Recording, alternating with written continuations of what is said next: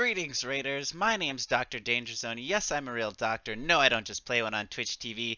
And in today's KingsRaid video, we have a lot to talk about.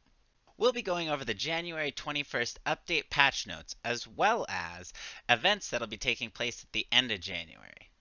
We'll include some community content from some of yourselves, as well as updates from the official KingsRaid YouTube channel, which include some information regarding the World Tour. So keep it locked in, and let's get started.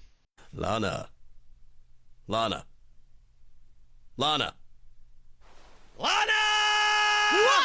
Danger Zone! Jumping right into the patch notes from GM Orville, we have first and foremost the new dessert costumes. This is dessert costume first batch featuring 8 of our favorite heroes: Celine, Luna, Annette, Raquina, Demia, Pavel, Yuria, and Gladdy. These new costumes are being advertised as including new signature motions.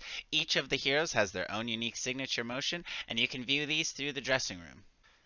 If any of these new costumes give you a real sugar rush, maybe lollipop on over to the special shop and treat yourself 2020 to one of these brand new signature motion Dessert Batch 1 batch costume.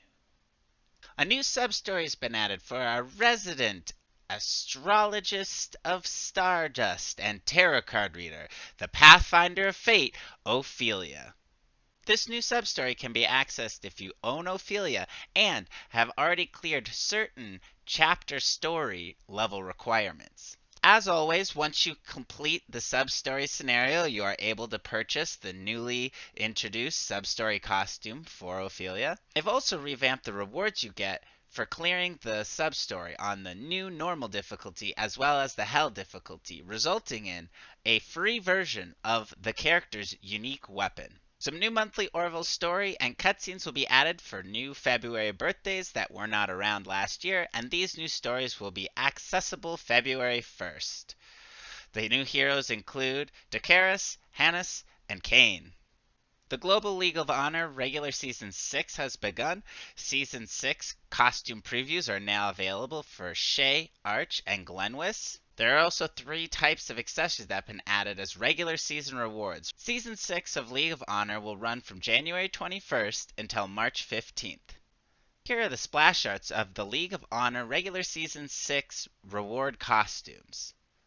Let me know what you think of these new costumes. Are any of these characters that are your favorites and that you're going to be gunning for this season? Or is this another season where you'll be saving up your reward tokens to buy one of the previous season's costumes? Now, they've done some retooling here and there with the tutorial system and bug fixes, etc. But one of the most interesting things at the end of the patch notes here is that they have completely eliminated gear enhancement. So the gear enhancement system has been removed from the game. What does that mean? It means that when you get a piece of gear now, it just comes at what the theoretical max level would have been. If you remember, you used to plus 20 your gear after previously feeding in other pieces of gear and money, and then they changed that to just be feeding in money to plus 20 gear. They've just removed that entirely, so now when you get gear, it just is with its max stats and ready to go. For gears like unique weapons and unique treasures that scale with hero level, these automatically scale to the level that your hero is, so you don't actually have to do anything with those either. Nice little quality of life improvement. One other tiny thing you might have noticed in the last patch that they did was that they default set the skill camera to be in the off position. Now, if you're a longtime player and you've had that off, you wouldn't have noticed any changes actually, but if you are a new player, it's actually one thing that you don't necessarily know about unless you go looking through the menus or figure out how to do it. Before I jump into the events that are going to be taking place at the end of January, I just wanted to comment on an event that just ended from the previous batch. That event is the Kibera Welcome event. Now, this event was similar to the Panzeroni event, and I think I made an offhand mention of it in my previous video where I said that it was kind of similar in the sense that there are some daily grind quests that you have to do, but they typically seem to be promoting you either spending rubies or summon tickets so that you can get higher levels of unique weapons to actually achieve the higher reward tiers in that particular event. Now, from what I could tell from some of the murmurs on on the Plug Cafe and otherwise, you had to be pretty regimented and pretty strict to the schedule if you wanted to get the best max min, somewhat free to play rewards out of that event. However, because of a movement of the maintenance and things like that, it actually ended up making it very either difficult for some players to complete these events within the time limit or actually impossible, missing out on some of these rewards. I didn't specifically grind this event super hard because it seemed kind of like more trouble than it was worth. And personally, I tend to shy away from events that me missing one day would make me miss all the critical rewards, just because I know that sometimes I can't always maintain that sort of dedication. However, for the people who are out there, max min grinding, power to you. It seems like this event design needs to be fixed in the future. It seems like it would be very disappointing as a player to have been very much on top of all the diligent daily grinding to kind of maximize those free rewards, only to be met with a lack of actually achieving those rewards due to maintenance time change or not enough time between the window of when the event started and the end of maintenance. So it's something I hope they take a look at for future events. Alright, events for the end of January from GM Orville. So we have a Lunar New Year daily timer mission event. This mission event is one similar to something we've seen before with Fluss or otherwise, and basically you just play for a certain amount of time each day and you'll collect these rewards, and once you've collected 10 days worth of these rewards, you'll also get a free 5 TP. This event will run from January 21st to February 11th before maintenance. That's plenty of days to get in that 10-day massive reward event, but you do actually have to play levels for 30 minutes. So this is something where you won't necessarily accumulate the 30 minutes from only 30 minutes of play. It'll have to be 30 minutes where the game considers you in a mission doing something. Also running from January 21st to February 11th is this chapter clear event reward daily mission task. And so you can accumulate points by running chapter missions. Once you've accumulated 100 points, you can claim the reward for the day. And the 9th day reward is a unique weapon selector. So make sure you do this event before it goes away. From January 22nd till January 28th, there will be double upper dungeon fragment rewards as well as double conquest experience potion drops. These can be pretty significant increases for newer players or just stocking up.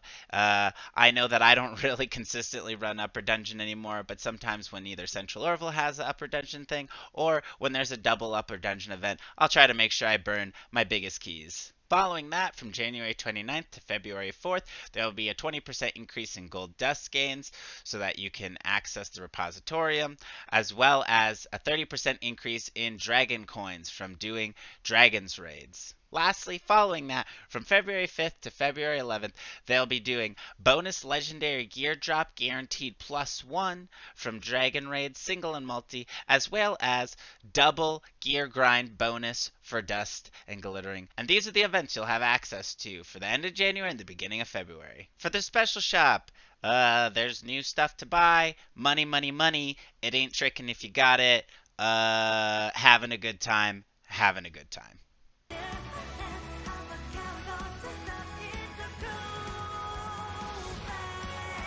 So first up in community time from the Plug Cafe, we have Lyra Shi.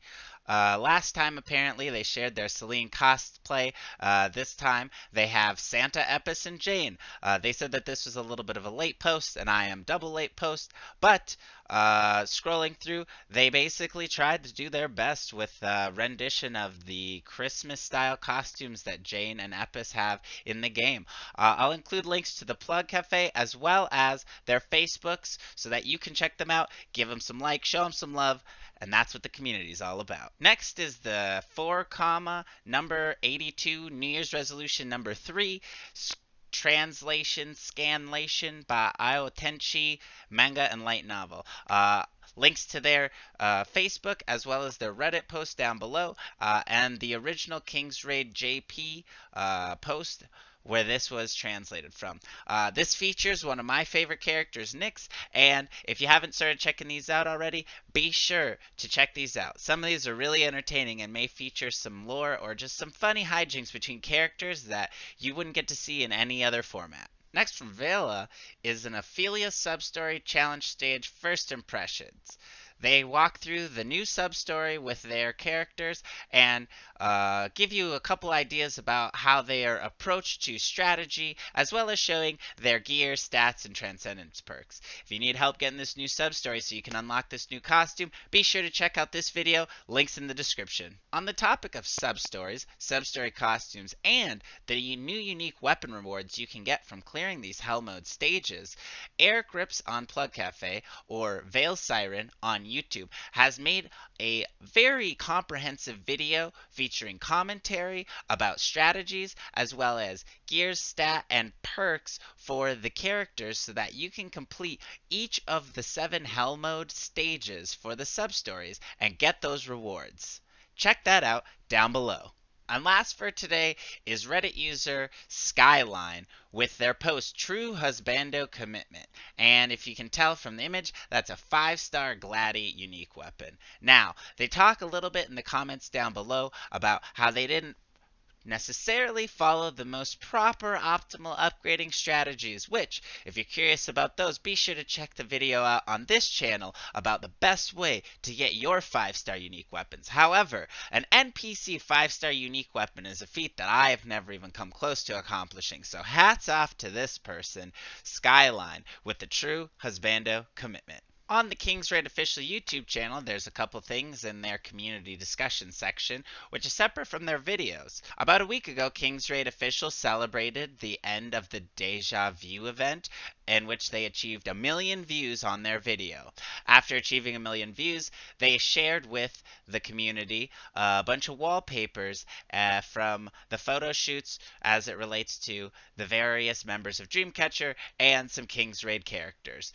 You can get these wallpapers for download, and I'll include a link to some of them in the description down below. On the KingsRaid official YouTube channel, in the video section, they released a King's God Talent Raider compilation special to kind of showcase all the different amazing entries from the different artists and singers in the community. Be sure to check that out if you haven't already. It was really cool to watch, and it's a pretty short video. Link in the description. And last but not least, the announcement of where the location for the kickoff of the 2020 KingsRaid World Tour will be in Los Angeles, California. Now, for those of you who are interested in going to this offline event, you will need to fill out a Google Doc survey that will give them information so that you could potentially be selected to be one of 120 raiders who will be invited to attend the event. Now, the Google Doc is pretty short and straightforward. Give some information, ask for some information, and be sure you get this information into them before this entry period closes at the beginning of February. The registration period runs from January 20th to February 2nd. So, if you're interested, link to the Google Doc, link to this post down below. Be sure to check it out, and maybe we'll see each other in person someday. But until then, keep it locked into the Danger Zone.